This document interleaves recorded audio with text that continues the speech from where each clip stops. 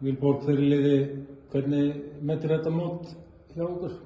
Byrjum kannski að bara svona, hvað var markmiðið fyrir mót? Markmiðið fyrir mót var nú bara að gera eins vel og við gátum. Við vissum að við varum með sterkt lið og ætluðum að reyna okkar besta og síðan erum við með fyrsta sæti í augunum, þannig að þetta er smá svekkjandi að komast ekki áfram í áttalega, en fyrir mér er sjötta sæti bara mjög góður árangur og eins og þetta er þriðji besti árangur held ég kvennalandsliðssögu, þannig að við göngum held ég alveg sátt að fara borðið sko. Hvað var svona fannst þér jákvæðast við spilamennsku liðsins? Bara hvað við spilum vel saman, vorum ósjálfsögskar og spilum hvernig við viljum spila. Við leiðum örsjaldan ít okkur út úr einhverjum vitleysu, þannig að við gerum bara sem við vildum gera.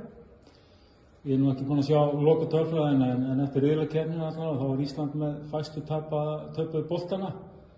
Þú átt nú einhvern þátt í því sem leikstjórnandi liðsins eða ekki? Jú, maður bara gerir sitt og skila sínu og auðvitað hjálpar það, við opnum okkur rétta staði og gerum þetta alltaf bara sem lið að koma upp, þannig að það var rosa vel gert alltaf.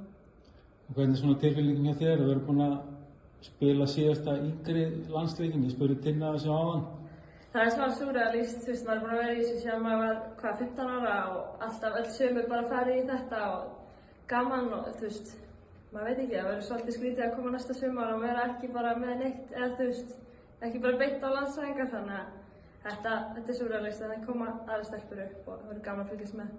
Þú ert vantilega að fara bara beint í Bandaríkjanna þegar þú kemur heim eða eitthvað? Já, ég fæ viku heima og svo bara beint aftur. Og hvað gera leikmenn svona eftir svona mót? Takið ykkur einhverja hvíldadaga eða ertu að fara að mæta bara beint í salinn í Ljónagryfjunni eða?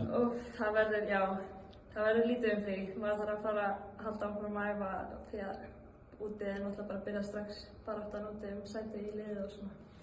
Bara til hamingju með gott mót og takk fyrir. Takk.